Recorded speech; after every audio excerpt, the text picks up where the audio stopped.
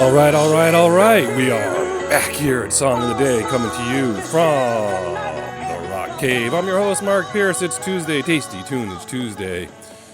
Another one here in the cave. What are we talking about today? I don't know. I don't even know what to expect today. We're doing something a little different here. We're having a chat. I don't know where this conversation is going to go because I've been thinking about this for a while and I haven't been sure how I'm going to present it. And it seems like it's just me going to be going through a stream of consciousness where maybe there isn't logic involved, and I don't know where it's going. We're going to have this conversation. You guys are going to chime in, and you're going to help me out here. But I really don't know. All I can tell you is what I think. I can tell you a few of my theories, but it doesn't necessarily all add up. And this came about with a discussion that I had recently. Let's see, what was it? Anyway, someone was saying they were going to see somebody in concert, and I was like, oh, well, is the singer singing for them still? And then they didn't know, right? So then, and I've been thinking about this topic for a long time, and it's when the topic is when the lead singer gets replaced. Do you like it or not like it, or how has it worked out, or are you okay with it? But more importantly, it comes out of the conversation about going to see the band live now. So this kind of all goes together, right? So bands certainly have successfully replaced their lead singer and done the same or better. Some have done worse, but there are lots of bands have replaced lead singers and done better. And so it's not like that doesn't happen. But let's talk about bands that change singers that we can think of, right? And there's some heavy hitters in here, right? And I don't know where to start, but let's start with this randomly. Let's start with Black Sabbath, okay? You got Ozzy in the beginning, then you got the Dio years, Ronnie James Dio, and then you're back to Ozzy again. And those Ronnie James Dio years, great records. They put out their own material. And there's some really good stuff in there, Heaven and Hell being my favorite awesome record. But when he played live, they did play Ozzy Osbourne stuff. So Dio sang Ozzy songs. I wasn't a fan at that time. I didn't learn about this material till later, so I didn't see the concert. But I'd be curious. I could listen to Live Evil. I've heard it, Live Evil. But what do you think about Dio singing Ozzy songs? He pulls it off because of the type of music or whatever it is. You got Genesis. We got some big topics coming up here, but Genesis obviously replaced Peter Gabriel pretty early. And the Peter Gabriel material is liked by fans of Genesis, but certainly Genesis just got huge with Phil Collins, right? So that one's easy. Pink Floyd, you had Syd Barrett years, psychedelic stuff, different music than what you see later with Roger Waters and David Gilmour singing some in there too. But the Syd Barrett stuff is 60s psychedelic stuff. So it's easy to differentiate between the two.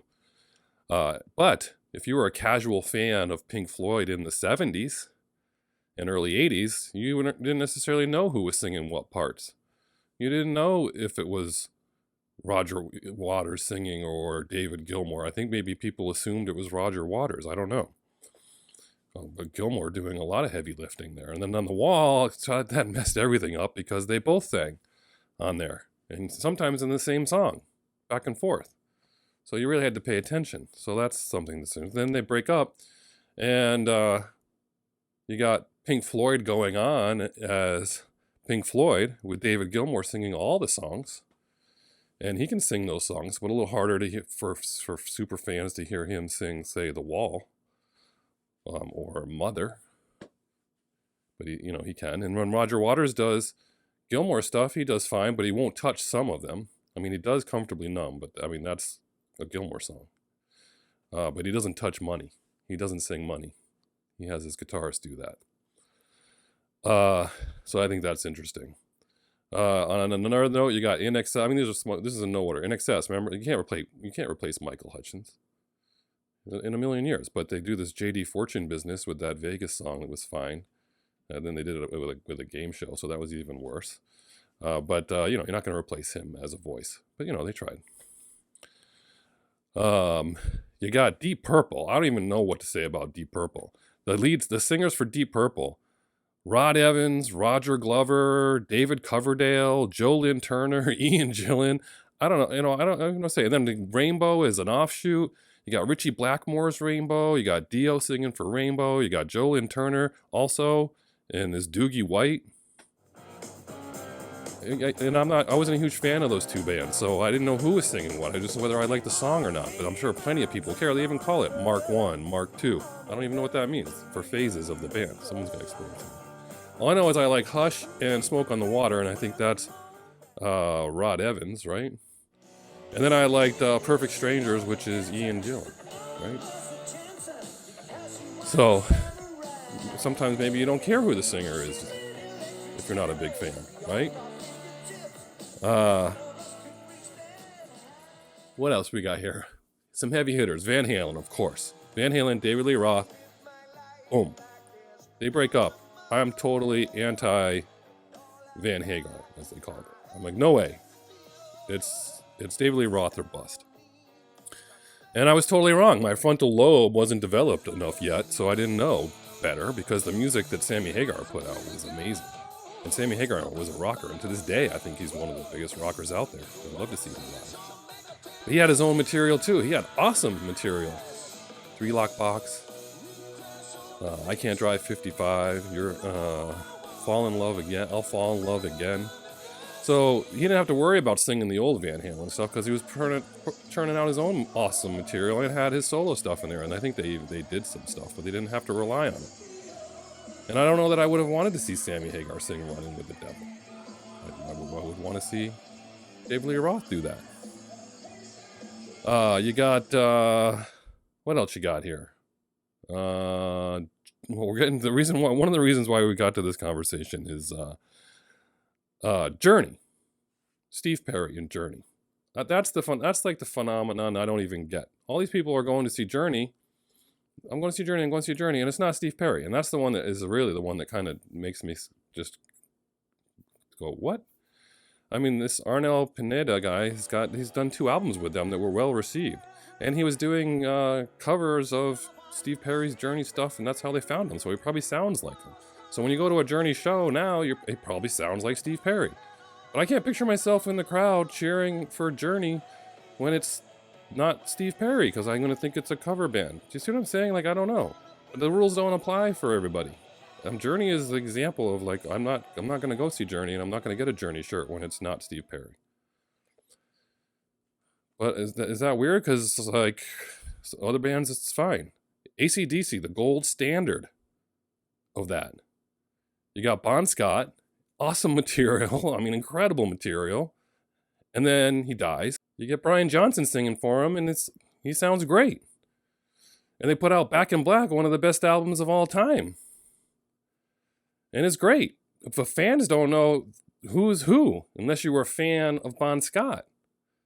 Making it even more complicated in the United States, after Bon Scott's death, they release Dirty Deeds Done Dirt Cheap in the United States after his death, close to Back in Black, maybe even right around Back in Black. I'm trying right before, right out, somewhere in there.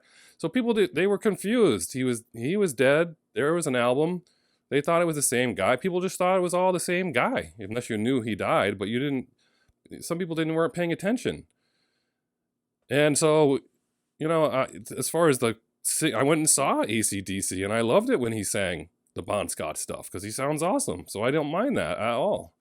But if you were an ACDC fan in the 70s and you went and saw Bon Scott live, were you all right with Brian Johnson singing his songs? That's what I want to know. I want to meet people who were fans beforehand.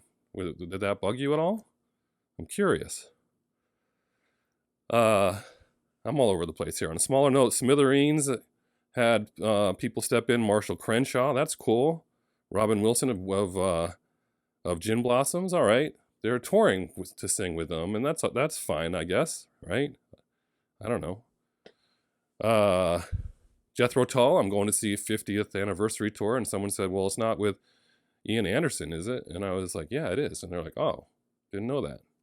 So now you have to ask who the singer is if you're going to see a band. Stone Temple Pilots went out there and they went on tour with somebody. We back to Van Halen. We didn't even talk about Gary Cherone. He did an album. I mean, he was a competent singer, and the album got decent ratings, but that was not the same, and that didn't really go anywhere. How about Foreigner? Some people are going to see Foreigner these days, and my reaction is I don't want to see Foreigner without Lou Gramm singing. Who's that singing on? I don't know who that is singing. Does he sound like Lou Gramm? Are any of the other members from Foreigner? Is that fair? It might be. I mean, I don't know. It's weird. And then some bands you don't even know the lead singer. Like some people might get annoyed at me, but I didn't know the lead singer of. Like, I can't name like the REO Speedwagon lead singer right off the top of my head. I think I would know it if I heard it wasn't him singing. But some bands you don't really know, and if the guy sounds enough like them, you're like, oh, I just like their music. Maybe you don't care. But I think it's curious. And then, of course, they replace everybody else, and nobody really cares. It's the poor musicians, the drummers, the bass player. They get no love. Guitar players, some of them get some love. You're like, Slash isn't playing with Guns N' Roses. The guy could be the best guitarist in the world right now. But he's still not Slash.